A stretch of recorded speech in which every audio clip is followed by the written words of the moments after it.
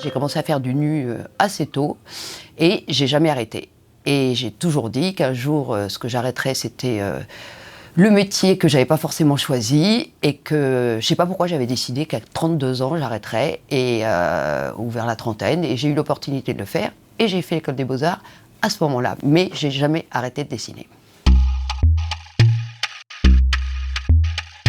Alors, si on parle de peinture, ce qui est un travail quand même assez différent du dessin, c'est-à-dire que c'est un travail que je vais faire en atelier, sans le modèle, à partir de mes croquis.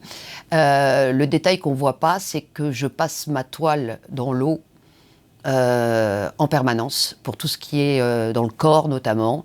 C'est passé je ne sais pas combien de fois à l'eau, et en fait ce qui reste là aussi, ce sont des traces. Ce sont des traces de pigments, ce sont des traces, alors quelquefois là aussi il y a des accidents, mais l'accident est bien heureux, d'une tache que j'adorais et qui est partie avec l'eau parce que j'ai rincé trop tôt, ou d'une tache dont je voulais me défaire et qui finalement part pas. Mais les accidents, je ne suis pas la première à le dire en art, donc je ne vais pas m'attribuer la phrase, mais les accidents sont quelquefois bien heureux. Dans les dessins, les détails, on les voit tous, et les repentir aussi, mais ça fait partie de mon travail et j'en joue, c'est-à-dire que l'encre sur le papier, on ne peut pas revenir en arrière. Je ne reprends pas mes dessins, j'ai pas de gomme, et donc si on le voit, ce détail-là, celui qu'on ne devrait pas voir, et bien moi je dis c'est tant mieux. Il n'y a pas grand-chose que j'aime pas qu'on me dise, parce que je trouve que autant c'est difficile d'être soi-même, de défendre son travail quand il y a une vente qui est en jeu, parce que j'ai beaucoup de mal avec ça.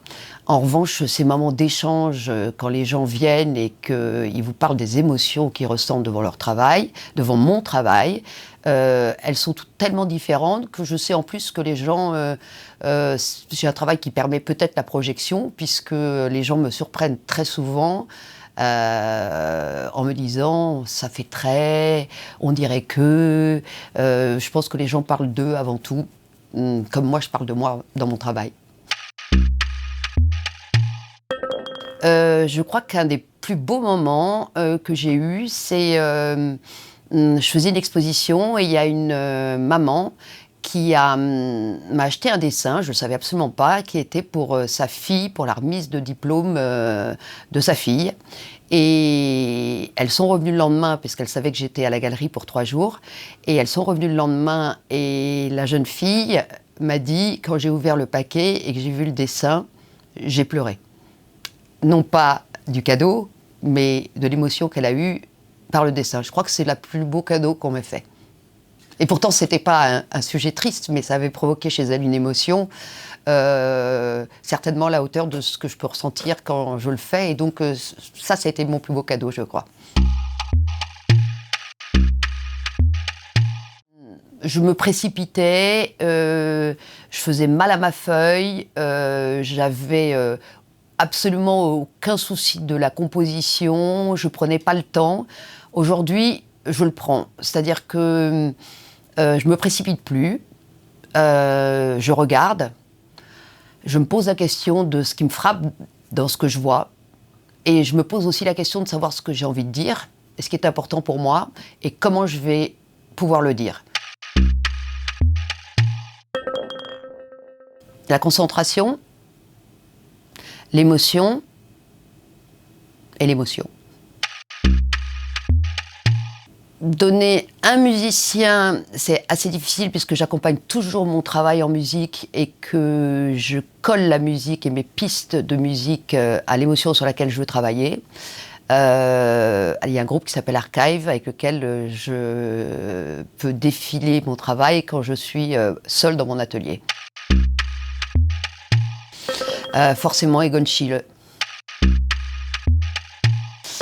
Grand soir. Grand soir. Certainement. Ouais.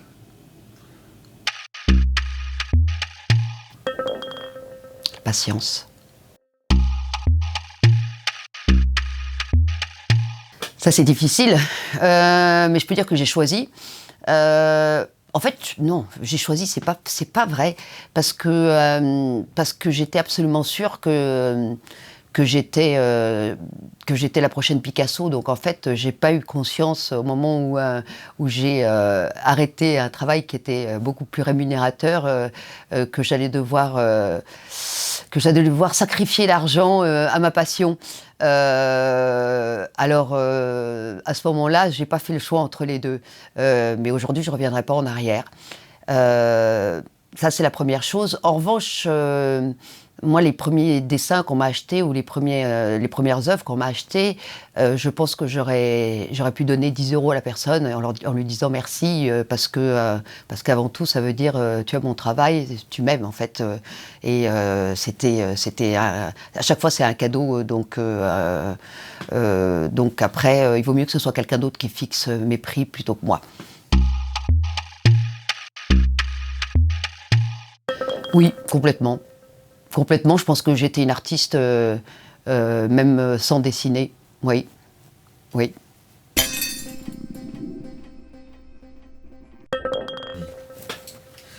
Ça va? Très bien.